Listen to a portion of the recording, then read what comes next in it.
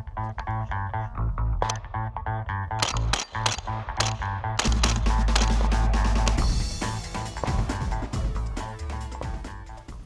guys, I'm here with my new Glock 43. I wanted to give you guys an in-depth review today and talk about some of the good things about this new handgun and some of the bad.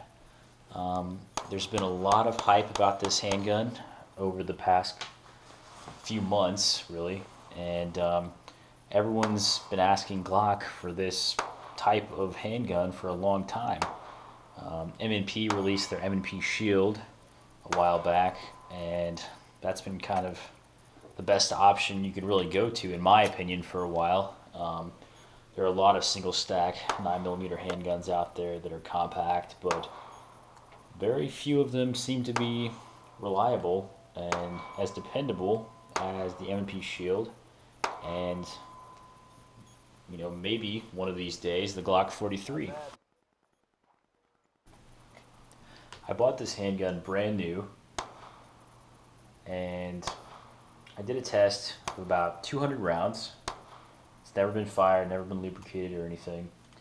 I tried 4 different types of ammunition: Blazer, American Eagle, Winchester Target, which was a little more high pressure, and some Remington.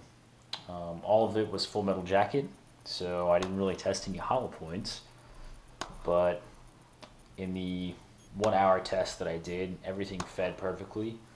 There were no double feeds or anything like that.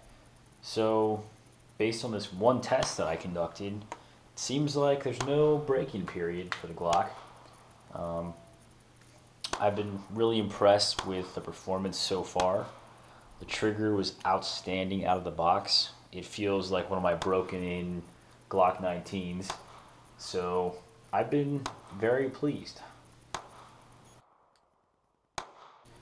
There are a few things worth noting about the Glock 43. Yes, obviously it's small, it's more compact than the previous Glocks. It's rated for plus P ammunition, and I'm a pretty tall guy, and this fits my hands really well. One of my family members owns a Kel-Tec P3AT, and that was just entirely too small for me. I needed a little more grip on my concealed carry handgun, and I think this is a great option if you want to carry concealed inside the waistband. I have tried carrying it in my pocket with this Uncle Mike's holster, and it works, but if you don't have baggy clothing or baggy jeans, it might be a little difficult depending on your body type. I can get away with it, but if I'm wearing slacks for work or something, it's pretty obvious. So just keep that in mind when you're thinking about buying this. I think it's better suited for an inside the waistband holster or something like that as opposed to pocket carry. It can be done. It's a little bit easier to hide with the flush magazine that comes with it, but just be cognizant of that if you're trying to make this your pocket pistol. It is pretty big to put in your pocket. Another great thing about this Glock 43 is it's pretty hard to limp wrist this thing. I fired it one-handed, multiple times with a very poor grip, and I couldn't do it. So it's good to go. Like I said, the trigger is about 5.5 pounds out of the factory. Really not that bad. To me, it feels great. To competitive shooters or competitive handgun shooters, it might be total crap, but for my purposes, it's good enough. There are a few things worth noting about this that may turn you off or turn you away from the Glock 43. One thing for me is there aren't a lot of holsters available for this right now. I found a few inside the waistband holsters, a few pocket holsters, but nothing from the brands that I want, the high-end stuff. That will all come in time, so it's not a deal breaker for me, but just be aware of that if you're considering buying this right now.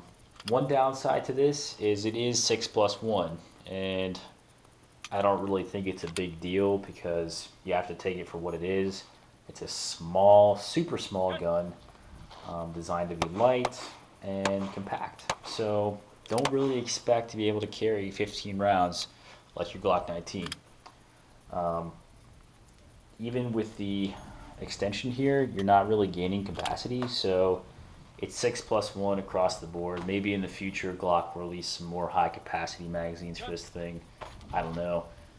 But, you know, take it for what it is. I prefer the grip extension personally, but if you're doing pocket carry, it does, print a little more with that on there. If you're looking at buying this, one thing you may want to consider if cost is a pain point for you is that the M&P Shield is cheaper.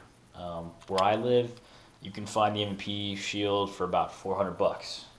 This, on the other hand, is about 589 before taxes. So, in the future, I'm sure this will go down. The demand is just really high right now, but it is a little more pricey, and you get what you pay for. One other thing to keep in mind is the M&P Shield does have one more round in terms of capacity. So if that's a deal breaker for you, then you may want to go with the Shield. Some things worth noting: the Gen 4 trigger on here is really great. I didn't really appreciate it until I was doing mag changes, and I'm kind of glad that it's bigger. If this was like a Gen 3 Glock 43, which I don't think they make, and it had that small trigger or small mag release, excuse me, from back in the day, I really wouldn't like this gun. So I'm glad Glock put the larger mag release on there. So I took 4 pictures of my first groups with which each of the 4 different types of ammunition. And granted, this is my first time firing the handgun, so I'm not too embarrassed about these groups. But all in all, it's not too hard to keep them close in together. My best group was with the Remington ammunition, but that's probably just because it was my last string of fire. Everything was combat effective for me, and I'm not really disappointed with the accuracy because I don't really shoot small handguns a lot. I'm used to my big Glock 17 and Glock 19. So for guys that are used to that, just keep in mind that shooting this thing will take some getting used to. It's definitely a different feel, and for me, I had a little mark on my finger from where the slide was rubbing up against it during the course of fire because I love to hold my handgun up high, get as high a grip as possible. So if you have big fat hands like me, that could be something to keep in mind, but I really don't think it's a deal breaker because you're dealing with self-defense and not a luxury brand of shoe that needs to feel just right? So Glock markets this Glock 43 to law enforcement and civilians. There's been a lot of great marketing behind this, but I am kind of disappointed at how late to the game Glock is. I'm hoping that them being so late means that they've really knocked this out of the park and created a quality product. They don't have the best track record of single stack semi-automatic handguns. They've had some in the past that had some issues, but who knows? A lot of it's anecdotal. I haven't seen a lot of data around that. I can only speak from my experiences. But in the testing that I've done here, I had 0 issues. So I'm willing to give this thing a chance and see how it performs. This is Defense in Depth Reviews here, reminding you that the learning never stops, and neither do the bad guys. Train hard, and thanks for watching.